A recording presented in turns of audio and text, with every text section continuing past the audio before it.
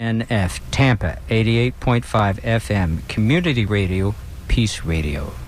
The opinions presented on the Healthy Steps show are the evidence-based opinions of Dr. Fred Harvey, the callers, and his guests. These are not the opinions of the staff, the volunteers, or the board of WMNF. The information provided on the show is not intended to diagnose or treat any disease. There is no implied patient-physician relationship in these calls. The nature of the calls is educational and informational only. Hello there, my dear listeners, and thank you for sharing this corner of heaven with me, my friend, and especially for keeping your dial tuned to WMNF Tampa, your community-supported radio station from Tampa Bay to the Gulf of Mexico, and the only invaluable radio station that Dean Moriarty would ever consider streaming. And whenever you are on the road, you can stream us as well at WMNF.org. Well, great balls of fire, it is Ask Me Anything Monday. This show depends on your questions, comments, and concerns. And Sage came in this morning expressly hoping to take your call. So folks, take out your pens or sharpen your pencils and jot down this phone number. If you have any medical questions or concerns, just dial 813-239-9663. That number, once again, is 813-239-9663. You can also send an email to dj@wmnf.org.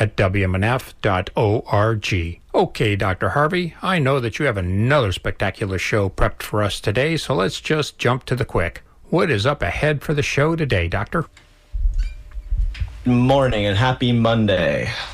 And happy Monday to you too there, Doctor, and I'd like to make a little adjustment here. Sage is not answering the phones today. That is Phoenix, and I'm very grateful for him for coming on in to do this for us today. Wonderful. Thank you, Phoenix, and thank you, Bill. What a beautiful spring we're experiencing. It is absolutely delightful, and wow, the glory, the goodness of spring is often tempered by the aggression of spring. You know, this is the high energy part of the year. Aries, the sign in which we had been, we're moved into Taurus, and Aries is about fire. Aries is about the warrior, and Aries is so evident right now. There's lots of strife around the planet, but there's also lots of good. Aries is about resurrection of the human spirit. I believe resurrection is for the living. When your soul is able to touch your personality and wake it up, that's a resurrection. Many people are experiencing that kind of wake up today. I like the woke, because they understand what's going on in reality. The ones that are sleeping still don't quite get it. And there's a lot of sleeping going on in Western medicine and in the truthiness of health facts. I was doing some research today because I ran across this article about alcohol. And an alcohol crisis is quietly hitting high-stress, high-status workers. It was in a popular publication called Vox, but they were talking about this new show called The Pit, where it's revisiting Noah Wiley's time in this TV show ER. Now he's come back to the ER, and there's a lot of very deep issues going on here, and they're examining stress and alcohol use. And it's interesting that the CDC, I don't think, really understands alcohol use-related deaths, or they're unwilling to talk about it because, again, our government is kind of controlled by job creators. So alcohol, the CDC did a study in 2024 that says alcohol was the direct or indirect cause in more than 175,000 deaths. Well, cardiovascular disease causes a huge amount of deaths, like 6 million, but many more of those cardiovascular disease deaths are related to hypertension that's caused by the alcohol, related to inflammation that's caused by the alcohol, and muscle damage like heart failure caused by the alcohol. And there's at least 400 to 500,000 people dying of cardiovascular disease directly related to alcohol. So in reality, alcohol is a massive killer. And it's relegated to about 4 on the list, but you can't find 4 you can't find it on the list because they diffuse the alcohol into all these other things because they don't want to really pounce on alcohol because there's a lot of money involved in alcohol. And so we're looking at so many different causes. I mean, we know that cancer is the number 2 killer, but how many cancers are caused by alcohol? Many. I mean, we know that doing an ounce of alcohol a day is associated with an increase in your risk of colon cancer and other cancer, breast cancer. Breast cancer has a significant increase in incidence in people who actually drink alcohol. Like double your risk by 1 ounce a day.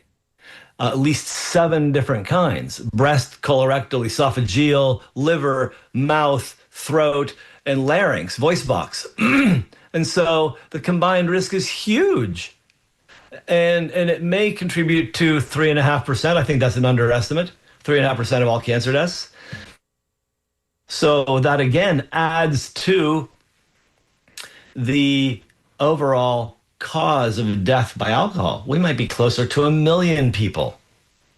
And that would put it closer to number 3, 2 on the list. But they're not talking about it. Alcohol is a poison. It's a legal poison. It's a drug. And it is just not getting the time of day that it really needs. Now, alcohol consumption has gone down in the United States, they say.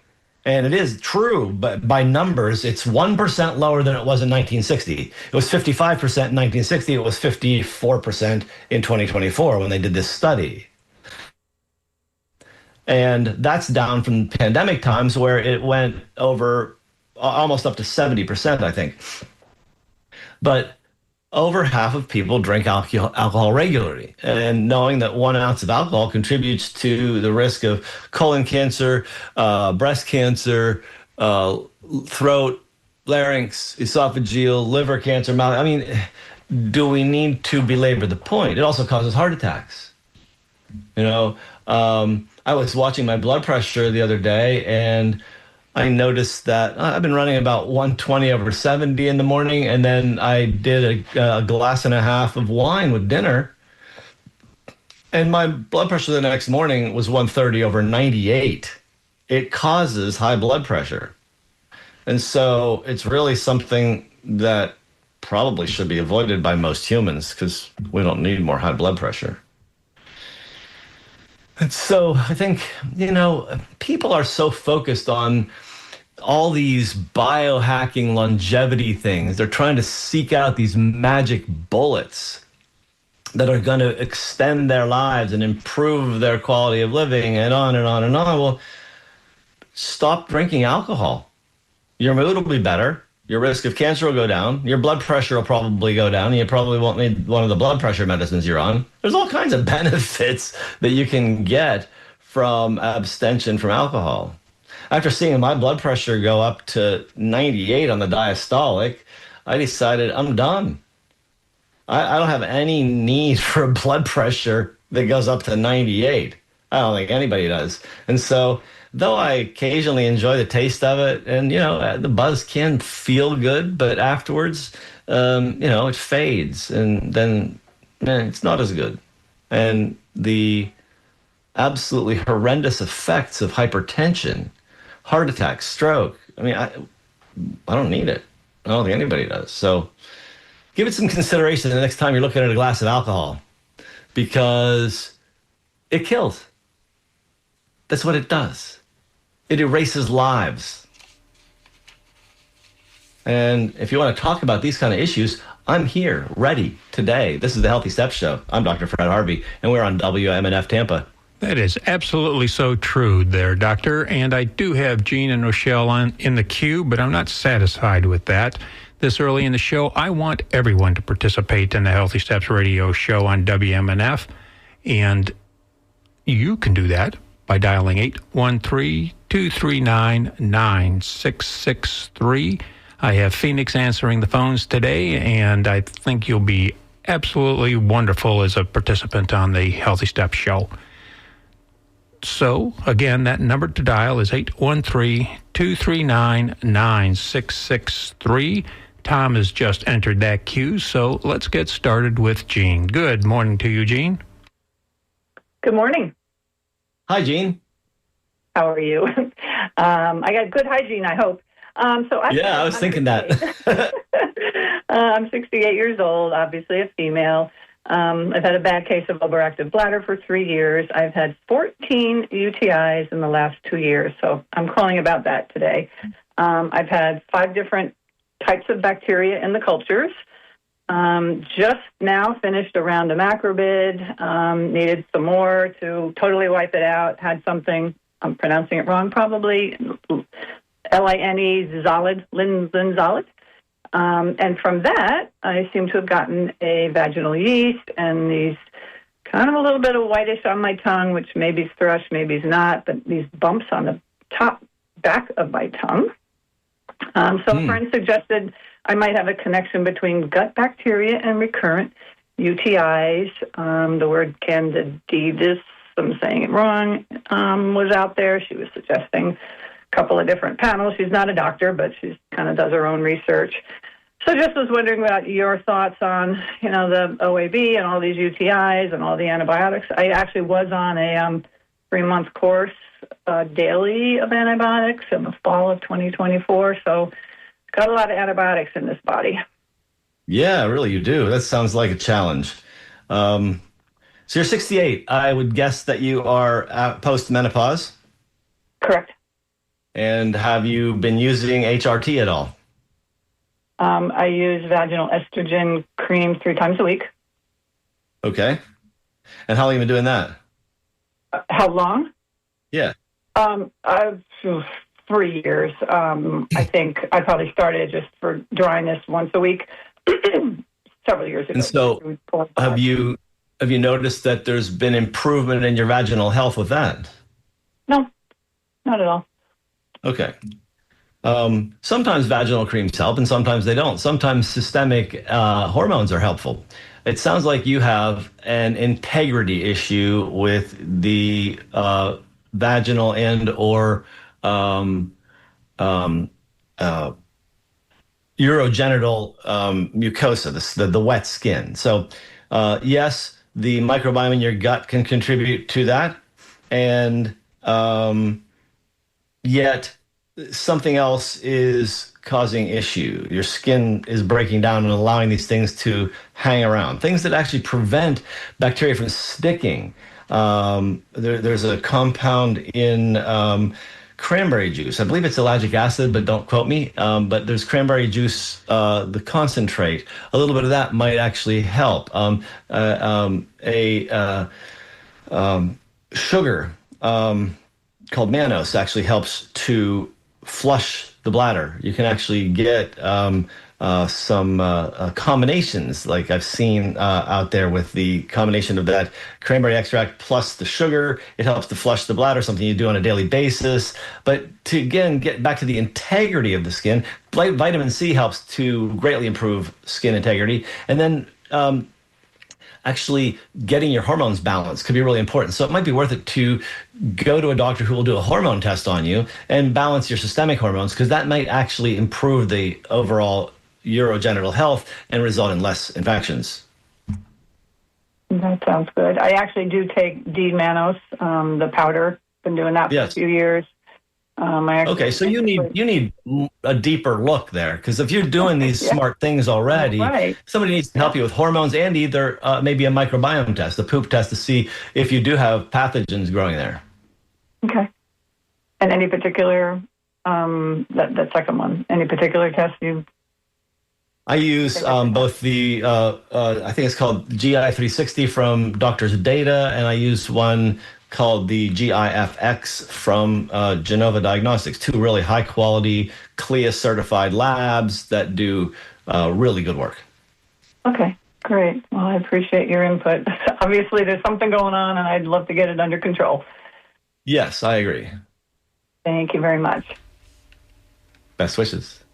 Thank you very much there, Gene. And I do have Rochelle, Tom, and Greg in the queue. But first, I want to make a little traffic announcement for you heading on out eastbound. There are 2 lanes, eastbound lanes of I-4 closed at exit 38 in Lakeland because of a fuel truck leak from a tanker trailer there. And the Florida Department of Transportation expects those lanes to be closed until 8 p.m. tonight. Wow. Yeah, things are interesting. I'm going to go to Rochelle. Good morning to you, Rochelle. Calling all the way from Ohio, are you? Yes, I am. Hey, Rochelle, what do you have for us today? Okay, I have a question because I was told that my LDL, my bad cholesterol, has raised by 20 points, and my doctor told me that I need to throw out my cheese because I've increased, I've started incorporating a lot of cheese with my cooking. So my question is there like a healthy cheese that folks can eat so that it does not affect their cholesterol levels in a negative way? Well, that's an interesting way of looking at it. I think quantity is the issue. Cheese is cheese. Now, if you want to do skim cheese, it's not going to have any fat in it. It's going to have 90% less flavor than the one with fat in it. But it does make sense to make a switch periodically. You could do some low-fat Swiss cheese if you want to make a sandwich, but maybe just avoiding the cheese would be a better choice. And then getting your favorite cheeses and eating them periodically rather than, having cheese in all your meals. Have cheese twice a week or as a small piece of digestive, essentially. It's like adding probiotics at the end of the meal. Many Europeans end a little bit of the meal with a little bit of cheese, not a whole meal of cheese, but enough to throw some good bacteria in to help digest the meal. So is a LDL reading of 116 dangerous? No, an LDL reading of 116 is slightly above 100, which is the goal for people to prevent heart disease. But if you have heart disease, then your goal is 80 or lower for the LDL cholesterol. So I'm not in danger then with my LDL. Well, you are experiencing an elevated LDL that over time will create cardiovascular disease because it is an indicator of the inflammation that you're causing in your body. LDL is kind of like a spackle response to injured arteries. And so if you have elevated LDL, it means you have an ongoing inflammatory process, which is the cause for all disease. I'm ready to throw out the cheese then. It's not worth it. Okay. There are some alternatives out there. You can find plant-based cheeses, coconut cream cheeses, and cashew cream cheeses, things like that. Almond cheese, they're available of varying flavor acceptabilities and texture. They do not melt like cow cheese. And then I also have another question for you regarding blood pressure. Since you mentioned it, you talked about how drinking can increase your blood pressure. I've been monitoring my blood pressure too, and it's been in the pre-hypertension state. I've been taken off of my blood pressure medication, and so I was just wondering that with a consistent reading of within the pre-hypertension stage, are there? You're saying that your blood pressure is in the 120 to 140 range, systolic? It has elevated to 145 on a couple of instances, Okay, And, that's called hypertension. That's not pre. and that's probably not even pre-hypertension. And so No. I don't want to, I've been having good readings in the past when I drink a lot of water, but then I've been told I've been drinking too much water. So How much do you drink?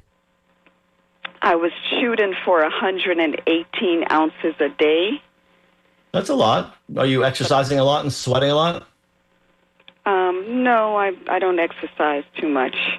But Then you probably don't need that much water, but you probably should exercise 30 minutes a day of a combination of, well, at least 20 minutes a day of continuous movement, walking, biking, something like that, and then 20 minutes a day of some resistance training. I mean, if you get that in 3 times a week, that's pretty good, but those two things will help to lower your blood pressure overall and help to lower your cholesterol as well. Stick with my exercise. I think I'm going to increase my exercise. I have Good been choice. exercising, but not as much. Daily's the way. All right. Well, I will try that. You said almond cheese and Cashew, coconut. There's a bunch of different varieties out there. Some are fermented locally, some are commercial. You can find them in stores. all right. I think I will explore it with either the almond cheese, cashew cheese, or coconut cheese, and see if I can still eat cheese and maintain healthy LDL levels. Okay. Thank you so much. You're welcome. Best wishes on that. Get exercising. Definitely. Yeah, it's certainly best wishes to you there, Rochelle, and stay warm up that way. Let's go to Tom in St. Pete. Good morning, Tom. What have you got for us today? Good morning. Yeah, on your monologue, I had a couple of comments, and then I got a question. Number one, if you get your alcohol tolerance down to 0, an ounce or 2 of wine will put a smile on your face. And, Absolutely. And I won't drink a drop and drive or smoke. Really? But on 2 ounces, an emergency comes up. You're fairly legal, especially after an hour. Anyway, I wanted to point out. I recently discovered. Have you heard about these dry vapes? Yes, I use one. Right, where you put the flour in, you grind it up a little, you put it in, and it doesn't smoke. Correct. Yes, it heats the cannabis in a little chamber. The one I use has a ceramic chamber, and hot air goes across the ground cannabis and provides you a vapor that contains the THC and the terpenes and flavonoids without combustion. So you are actually not subjected to the ionized particulate and polyaromatic hydrocarbons that possibly could promote cancer and cardiovascular disease. Right. Well, and if you keep the temperature below the ignition of THC, which is, I think, around 350, you only get the terpenes. And that's the way I've been using it since I got it, basically. It's wonderful.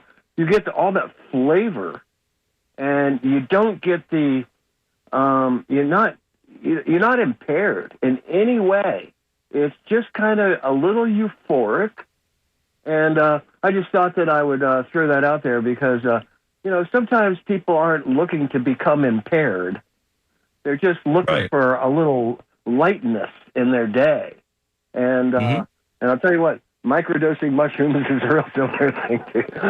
There's some good evidence for that clinically too. But yes, the dry vapor devices are a really effective way of delivering some of that medication without actually contributing to injury. Right, and if you keep it below the THC combustion, when you're done with it, what you take out, you can make an edible because it's been raised to the temperature where the THC is now active for an edible. Or so if you could bake it in your brownies or whatever. So no, you can. Anyway, but a caution about that is that once converted, it continues to convert, and oxygen helps convert it into something called CBN. And CBN is the most sedating of all of the cannabinoids. And so if you use the effluvient from your vape device to bake with, you'll have sleepy cookies or unconscious brownies. Well, yeah, that sounds like a great thing for an evening. But a lot of people can use that. Right, exactly. And nowadays, don't watch the news when you're. That's true. Have you? I hate to say been exposed, but have you heard about this new respiratory thing that's been going around? There's always a new respiratory thing going around. Oh, there's a bad one. Yeah, they all talk about them being bad. That's the way the news works. It's the worst one ever. Millions are dying. Run. Well, yeah. Well, I'm a pretty healthy person, and I hit these things right away when I feel any kind of difference, and this one got me.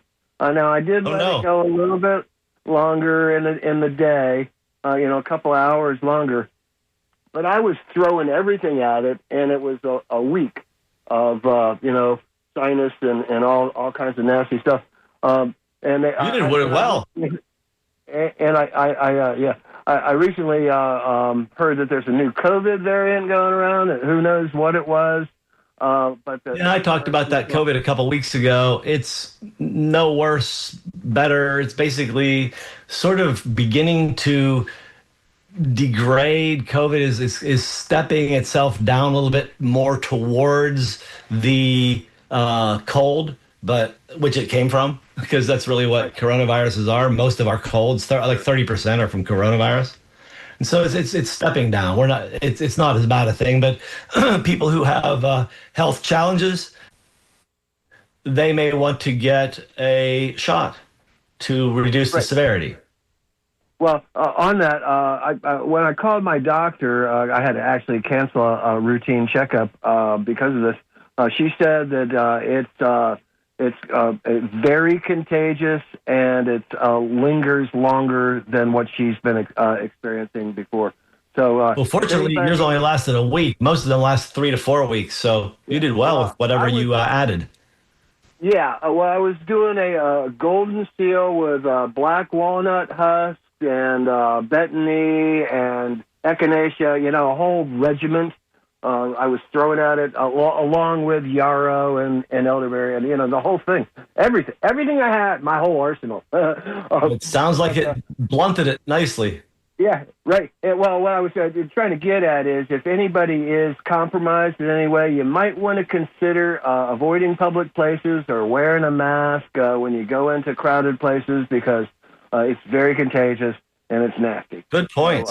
And anybody going out that feels a little ill, please wear a mask to protect us from your illness. Yeah, or don't go. Exactly. Thanks, Tom. Get well. See ya. Thank you. Bye. Have a great day. Thank you very much there, Tom. And let's go to Remy in Orlando. Good morning, Remy. Hey, good morning. Thanks for having me on. I'll be pretty quick here. Just to the other caller who was having kind of like a, excuse me, like a weird chronic issue that she was dealing with, going to seek opinions from different doctors. I've been in the same situation, and many of us have. Don't forget AI, folks. I know the AI data centers suck. They're a scourge on nature, and it is what it is. But as a culture that's evolving, we have to leverage these things, and it's free. Of course, I agree. Free. But you know what? I think it makes more sense for a practitioner to leverage AI, because the practitioner knows what questions to ask. And I think that our previous caller with the urinary tract infection deserves actually a medical evaluation, because she has been doing a lot of things that obviously she did some research online. Right. So, I mean, it's, as I say, second opinion. And you don't really have to be an expert if you tell AI, look, I'm a layman, and here's what's going on. Here's my labs. Here's my history. Here's my age. Here's in a good AI like Grok, which is free on X. X used to be Twitter. You can sign up for X and get Grok for free. It used to limit your free questions. I avoid Grok as much as possible because it's owned by a man who's trying to destroy the planet. So I wouldn't use Grok for anything. And I really thank you for your AI opinion. But honestly, I think that most people really benefit from a human. They may go into the human visit with some AI information, but AI is not ready to help humans alone navigate this stuff because AI hallucinates and creates up all kinds of weird answers. Thanks, Remy. Good input. AI is not ready for us yet. And sort of glad about that as well. I've got Aaron and Brandon waiting for us, but I want to remind folks you are listening to the Healthy Steps radio show with Dr. Fred Harvey here on WMNF Tampa. And I'm inviting you to participate by calling 813-239-9663.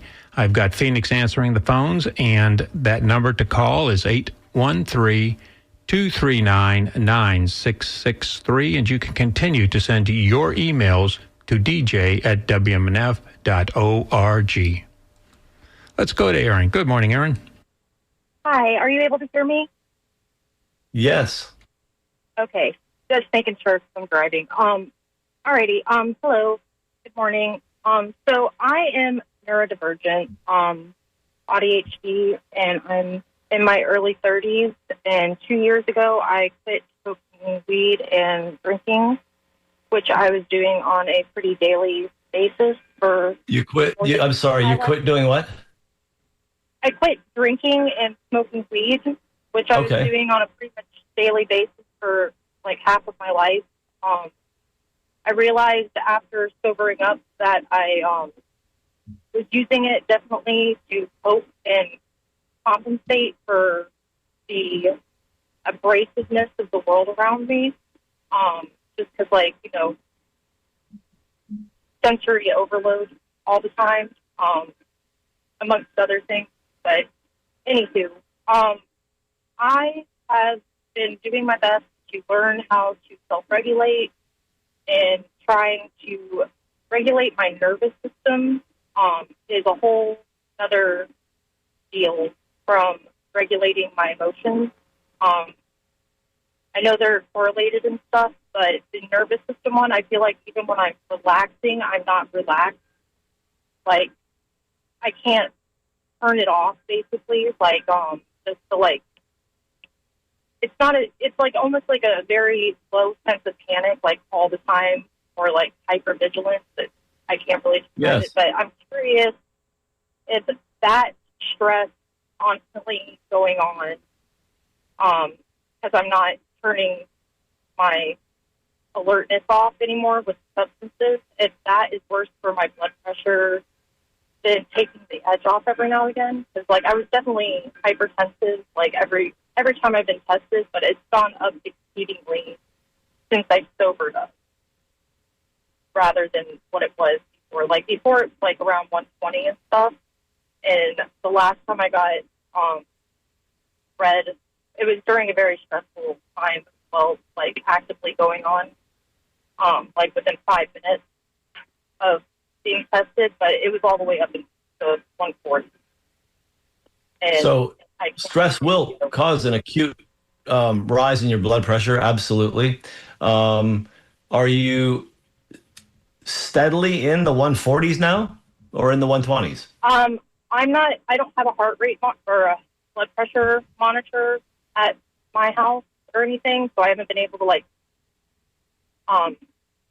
keep track of it, but I do know that since I sobered up since summer of 2024, I've had, like, full-blown meltdowns where, like, can't control, like, my emotions at all, and, like, 3 of them have felt very, like, physically sensation-wise worrisome. One. So I have a question for you. Mm-hmm. Do you have $40? What's it for? Because it's for Hello? It's for a blood pressure monitor so that you can actually monitor your blood pressure at home. It's quite important for you to do this. Yeah. 'Cause I've heard of the white coat lab or white lab coat. There's no white coats when you're sitting on your couch at home. Yeah. So resting heart rate and stuff, all that. So a blood pressure monitor would be a good thing. Do you have a daily meditation practice? Yeah, like where I just sit in silence and kind of stare off into space and stuff, like whenever I'm able to do that. So do you do that daily at a specific time? Not at a specific time. I just do it when I can get away with it, basically. So getting away with it sounds like a very stressful situation. So I wouldn't try to get away with it. I'd just do it. I would schedule a time right after you get up in the morning and set the tone for your day with a meditation. And what is your exercise regimen currently? I'm involved in trade work, so I base my job basically. So what is your exercise regimen currently? You don't have one? My job is very physical. Yeah, so you need a nice walk every day, 20 minutes to outside to help reset your stress-o-meter.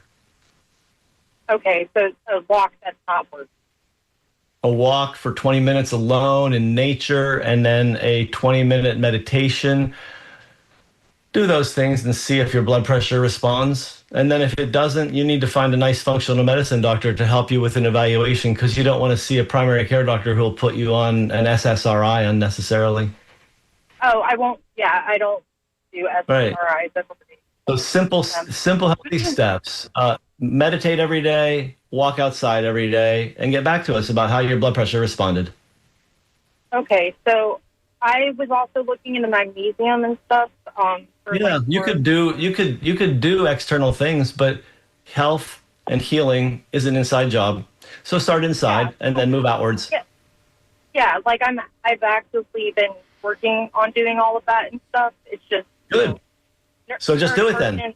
Emotional regulation, nervous system regulation. This is how you do it. I'm telling you exactly how to regulate your nervous system. Daily meditation, daily walk. Enjoy yourself. And call back in a month after you've done 4 weeks of it and let us know what your blood pressure looks like. Alrighty. Thank you. Yep. Yeah, thank you very much, Aaron, and look forward to hearing from you in a month from now. You take care. I've got Christina and Allison in the queue, so let's go to Christina in St. Pete. Good morning to you, Christina.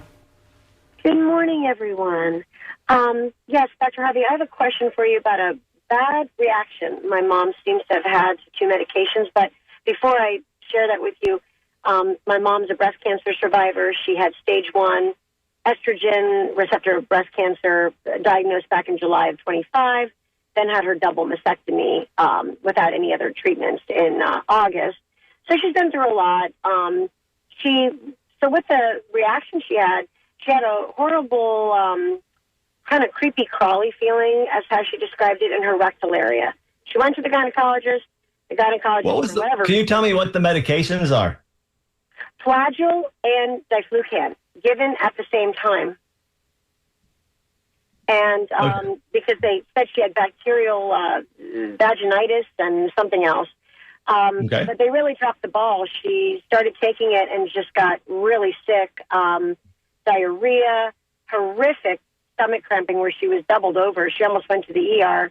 And then she went off the medication, started feeling a little bit better, went to see her gastroenterologist last week, and the gastro did the rectal exam. Luckily, she didn't find any tumors or anything. And she said that the gastro did say that these medications can wreak havoc on your system. And she's going to have a colonoscopy next month. But I just wanted to get your take on it. I've been on those meds before, and they messed up my stomach a little bit with some nausea and a little bit of cramping, but never to that extreme. My mother, of course, is very sensitive to things, and they took her off the HRT, 6-7 months ago, which I've heard can kind of mess up your GI system as well. So I just wanted to get your thoughts on that. Sounds like she's going through some changes.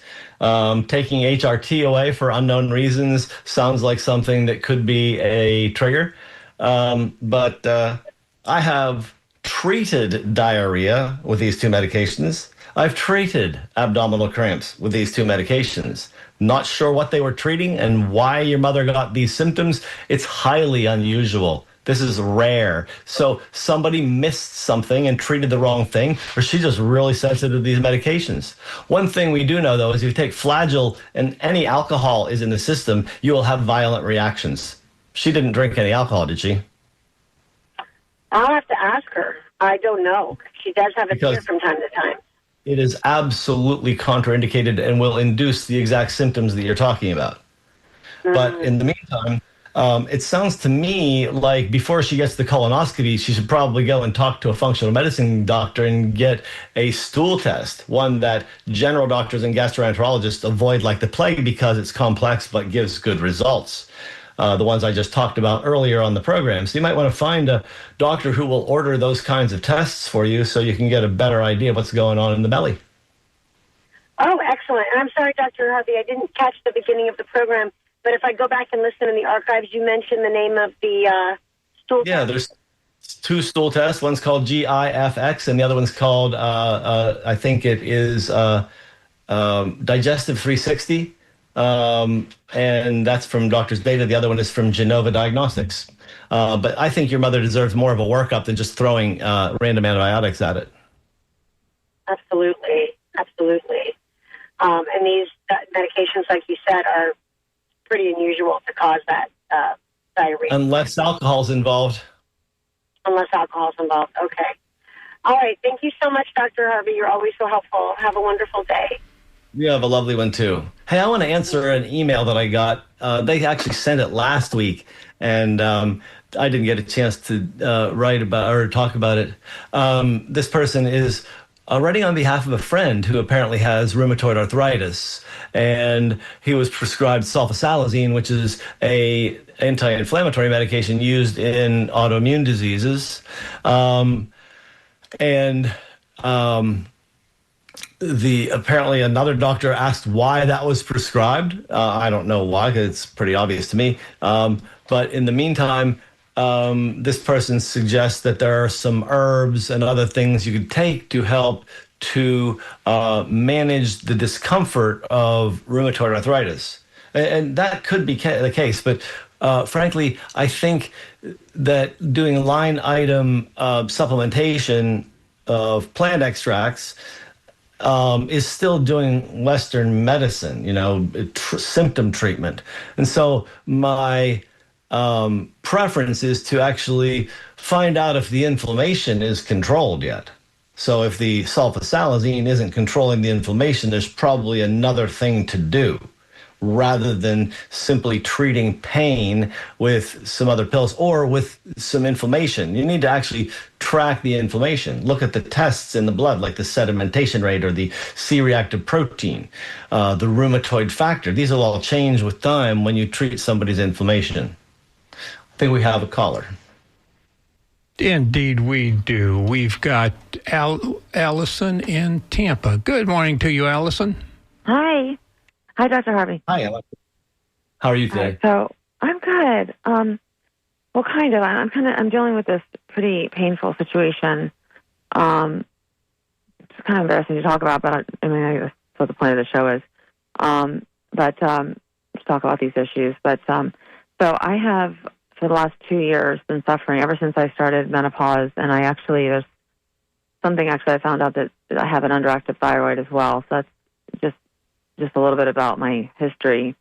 So I have had this chronic constipation, and it's so painful that sometimes I won't go for 10 days at a time. It's been like emergency situations sometimes, and I've tried literally everything under the sun, everything you can think of, probiotics, and every single prescription that this gastroenterologist that I was seeing would give me to stimulate, the need to go and all of these things. And then literally none of the prescriptions worked. The only thing that I found that worked was this herbal that I got. It's called Renew. I don't even know what's in it. It's just an herbal laxative that I take, and then it's like a violent reaction. I cramp up, and I do end up going, but it's like a whole day. Like I can't even work. So what's in that Renew?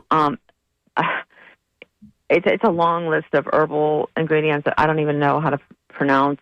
I don't even know. But all I know is that I went. Is it called Cleanse More? No, it's called Renew. REN. I can get the bottle, but yeah, that would be good. But the bottom line is that this gastroenterologist did the colonoscopy. He did this test where you swallow these little magnetic things, and they take an X-ray, and then they take it a couple days later to see where it is, and it didn't move in days. Yeah. And so finally he said, well, why don't you take the laxative that you take? And I did, and it flushed it right out. But it could have stayed there for who knows how long, but that's how bad it is. And it sounds like you have something called gastroparesis or delayed motility, and there are all kinds of functional physiologic causes for that. And I wonder, has the doctor done a stool microbiome test, a neurotransmitter test? No. Does he look at physiology at all, or is it all just made up stuff on anatomy ideas? Yeah, he's an old doctor, and I'm thinking about going to a new one, but I figured he's like one of the... I wouldn't bother with a gastroenterologist because you're going to get the same song and dance. Why don't you find a functional medicine doctor that actually deals with gut health? Are they covered under insurance? Where can I find a doctor like this? Like, what are you? Is that what you do? Institute for Functional Medicine, ifm.org, has a physician finder. Some take insurance and some do not. I do believe there's a woman somewhere near Tampa that actually does insurance-based functional medicine, but no, I don't. I take care of people who are recovering from chronic illness, and we do 6-month and 12-month-long concierge functional medicine programs to help with recovery. Okay. So what is it called? ISO? I, as in institute, F as in functional, M as in medicine, .org. .org. Okay. All right. I'll try that, and because that definitely sounds like more what it is. I just have no urge to go ever. It's horrible. And it sounds like you need some functional work there to get it moving again. Okay. Well, thank you. I appreciate your time. Thanks. You're welcome. Good luck with that. All right. Thanks. Bye-bye. Bye-bye. Absolutely. Good luck with that, Allison. Appreciate you calling. Let's go to Dan in St. Pete. Good morning, Dan. Hello, Dan. Hello, Dan. Let's go to emails for a second, and I'm going to remind folks you are listening to the Healthy Steps Radio Show with Dr. Fred Harvey here on WMNF Tampa, and you are invited to participate by calling 813-239-9663. We're down to the last couple of minutes, so sneak on in. So Andy asks, if a person who drinks alcohol in the form of red wine that has resveratrol in it, is it worth the pleasure of drinking the wine daily in moderation, worth the risk of developing cancer from this poison that really has a great way to maybe even stimulate peak experience, possibly to some extent, not really, eh? Okay. Interesting question. I would say I don't think resveratrol in red wine is of enough value to consider poisoning yourself on a daily basis, ruining your mood, and increasing your risk of cardiovascular event and cancer. Yeah, I'm pretty much in the idea that abstention is the right approach. How are we doing on the phones, Bill? I do believe that we do have Dan again. Good morning to you, Dan. Thank you. Hey, doctor, I was listening to some prominent doctor saying that if you have a drink and if you get out and socialize and talk to people and, be around friendly people and talking, that's the health aspects of that socialization. It goes a long way to for your health, reduce stress and good things. And that's a nice belief system.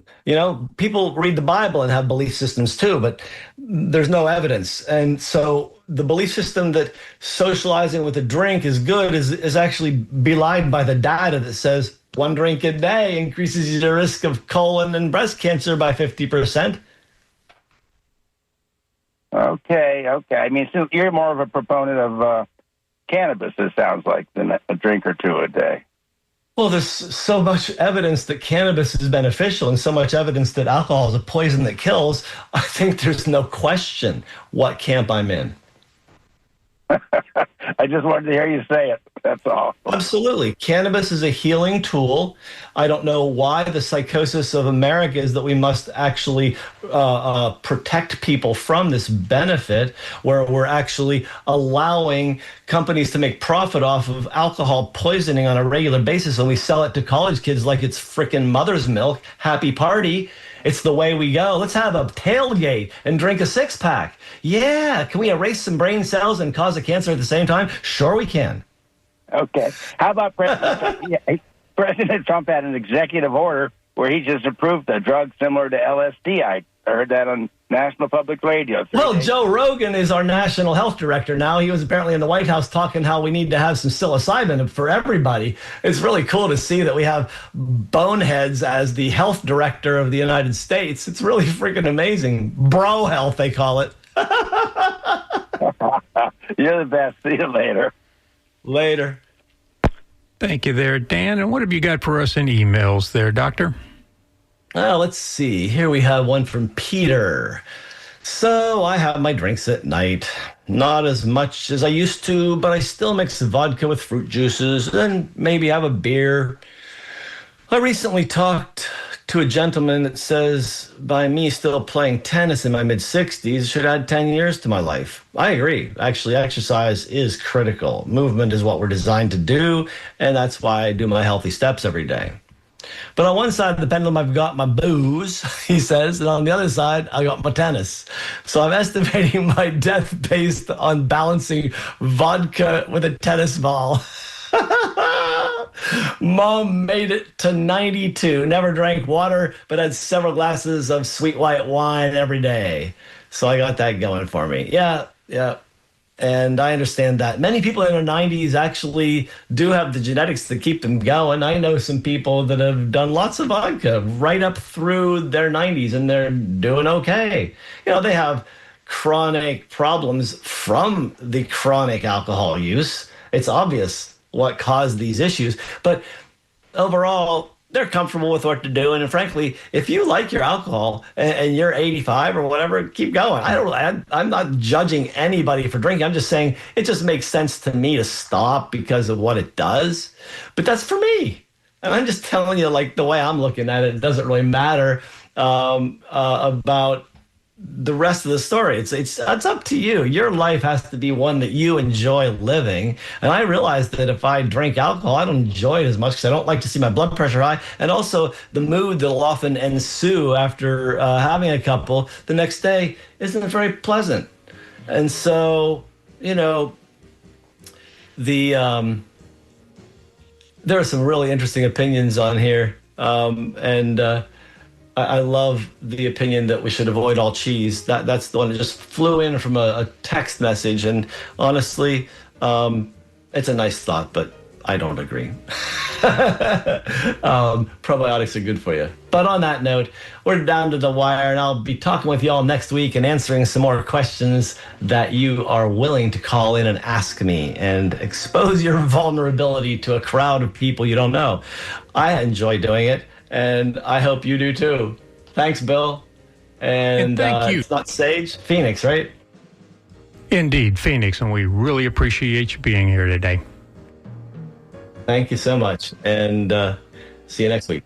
And thank you, Dr. Harvey, for another informative and rewarding Healthy Steps radio show. And thanks to all of our participants, listeners, and supporters. You make this show exemplary. You have been listening to the Healthy Steps radio show with Dr. Fred Harvey here on WMNF Tampa. Waiting for you like a dear friend is 5 minutes of NPR headline news, and then get ready for the Sustainable Living Show, hosted today by Annie Ellis. So until next Monday at 10 a.m., thank you for supporting and listening to the Healthy Steps radio show with Dr. Fred Harvey here on WMNF Tampa, your community conscious radio station. Stay safe, stay thoughtful, and know that you are loved. And as a traffic reminder, the two eastbound lanes of I-4 are closed east of exit 38 in Lakeland because of a fuel truck leak from a tanker trailer in the construction zone. Florida Department of Transportation says they'll be closed until about 8